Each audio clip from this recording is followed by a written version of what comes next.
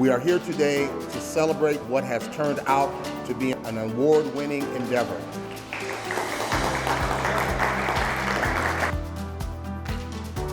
The county had a major challenge. They had what I call a lot of deferred maintenance. Many of their larger facilities had been built in the 50s or the 60s. A lot of the heating, cooling equipment, control equipment was original.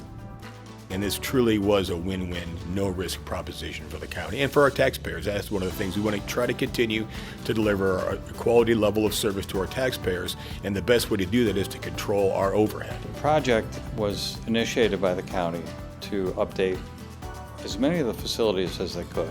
Mechanical systems, heating and air conditioning, lighting, plumbing fixtures, but also as a part of the project, the commissioners wanted to include some capital improvements that didn't really yield energy savings. The biggest goals of this project was that we wanted it to be able to pay for itself through the savings, which we were able to accomplish.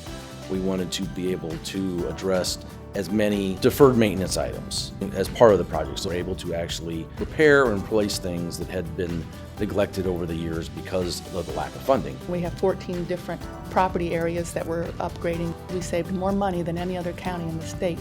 Performance-based contract is really it's a structure that different public entities can use to complete building projects, but utilize the energy savings that they capture from those projects to help fund the improvements. The county owns a facility, it's called Portage Manor, and it is an extended care facility for the elderly. There were discussions about eliminating that whole program and closing it down, which would have been a devastating thing for the residents who live there.